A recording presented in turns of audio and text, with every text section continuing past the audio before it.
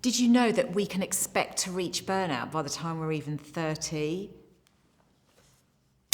So the consequences of that is chronic fatigue. It's depression. Depression can bring problems within your health. Some people depend on drink, drugs, alcohol. It's this kind of like hamster wheel. It's just so exhausting, and it doesn't need to be. So burnout is literally when the match goes out. It's burnout. It can be fearful, it can be a very dark place. It's a very exhausting place. You're totally chronically fatigued. You can't lift yourself up to do the most simplest of tasks.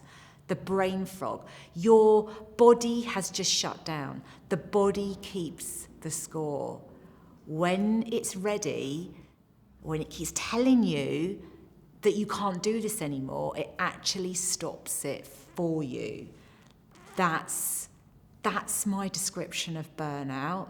Those were the signs that I was getting before inevitably I woke up one morning and I couldn't move. And I was sitting in the doctor's surgery in tears. The first thing is to acknowledge the signs, to know that you're at risk at burnout. Be aware of what's going on. When do you feel the change, the shift? When do you feel that you really are a rabbit in headlamps, that you're not concentrating at work or at home, that you feel not just tired, but fatigued? You feel it coming. You wake up. You can wake up every day with this negative, heavy feeling on your day. Like everything feels darker than normal. You can't see through the darkness. The weight, this heavy weight that you have on you, when things are getting a little bit foggy in your brain and you don't have those quick answers that you used to have, and that feeling of fear, that gives me goosebumps now. That feeling of fear and that shame, and you just want to crawl under the duvet and no one finds you. That's when you know you're burning out. The next step is to really evaluate what's really important. So, what do you really need in life or your job, your career? What's really important? Is it the salary? What comes with that salary? What's it taken away from you in order for you to achieve that? What are you missing out on in life? You have to take control and reevaluate what's important. What's going to make you stop burning out the next time? What do you need more of? What do you need less of? I need more yoga, running, whatever it is that you need to do in order for you to not get that burnout again. You take control of those decisions. When's enough is enough? When is it enough? Step 3 then is to set boundaries. Boundaries are there in order for you to make sure that they don't get blurred. It's when they become blurred that burnout kind of seeps in. When's the difference between work and home?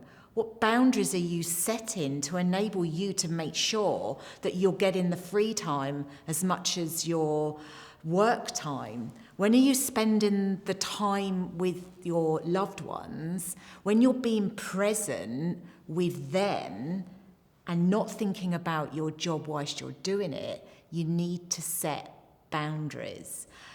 I need to go to yoga. I'm going to yoga and I'm going to put it in my diary. That's a boundary that's set because you know that if you don't, the burnout might come, the fatigue might come. You need it for your mental well-being.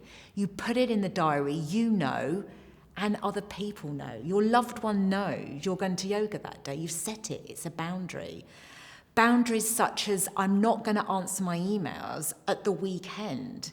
I'm spending time with my loved ones. It's you being present with them, there, actually with them, and not being your mind somewhere else. It's that blurred boundary. It's making sure that people know where you're at and you intentionally then go and do it. So step 4 is unplugging. Unplugging the digital wired brain that we have, especially just before we go to sleep at night. You've got to unplug. You've got to come away from that constant scrolling that brings in negative feelings. I'm not worthy, I'm not good enough, all my friends are doing this. It's all going on in your head. You've got to unplug from those. Unplug from those emails at weekend or those late night emails of catching up. Unplug. Unplug from life. Relax. Be you. Sit with silence. The final step is to look after yourself. You've got to keep it simple. It's know when you're tired. You need to make sure you have a great sleeping plan. You need to make sure you're not scrolling late at night, that you simply eat healthy, that you don't drink too much alcohol, that you do the activities that you love doing that reduce the stress so that you don't get the burnout.